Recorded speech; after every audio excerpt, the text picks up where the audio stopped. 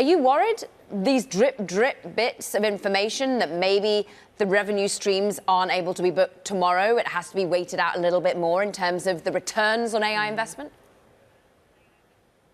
No, I think the long-term trends are still in place. I actually thought that Broadcom's numbers were quite good, and people were just, I think, very nervous at the end of the year, particularly with some bad news we've seen, such as from Oracle.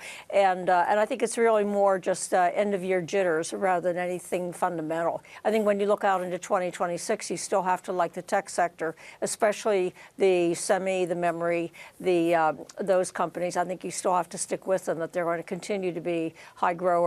And these little hiccups we have here and there don't change the fundamental trend of very, very strong growth in a year which should be very modest growth next year. So we still like the whole sector. So, Margie, on a day where Broadcom's off by 11%, when the Nasdaq's off by 2%, is that hiccup a buying opportunity?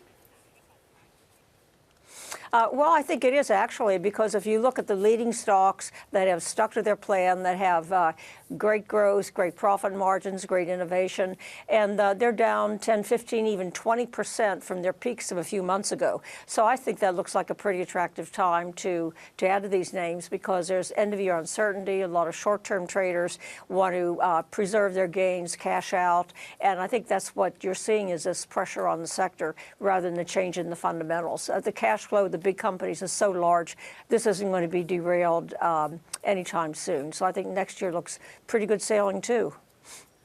Margie, it's good to see you. It sounds like at year end you don't personally have many jitters. One of the best read stories on the Bloomberg Terminal today is about the debt and the lending that is behind the build out in that infrastructure. Where does debt as a factor in consideration sit for you when you are tracking all sorts of different hard and soft data sets to work out what's going on here?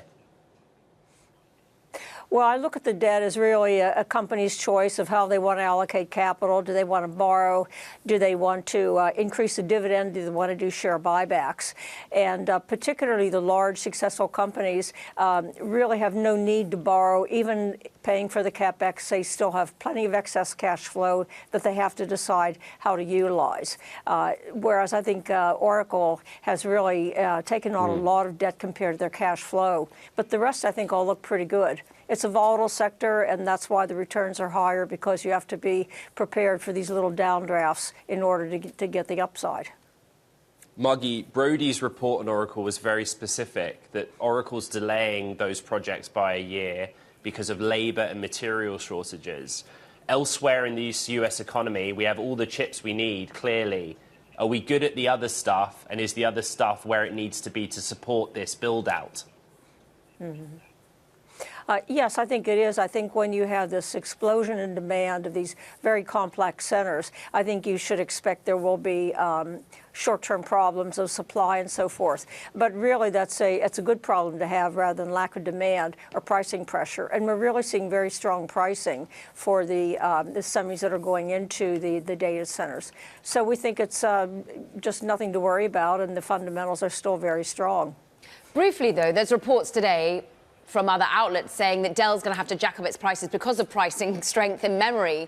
Are there areas of this AI trade that are overvalued that you shouldn't be piling into from a margin perspective? Well, I think when you look at tech, it's like any other sector, is the best companies usually trade rather richly. The cheap companies usually have problems. They don't have the leading edge. They don't have the innovation. And when you look at tech, it's just, and you can see even here with the data centers and concern about what approach that companies are using, Broadcom or NVIDIA, whatever, in the new products. It's really about innovation and who are the leading innovators. And so the companies that don't have that innovation are just going to fall behind. So I think this year up till, say, the summer, everything moved up, and now we're seeing a separation between the companies that have leading edge and the companies that are really falling behind and aren't going to catch up. So I think it'll be much more stock selection next year than we've had for the first part of this year.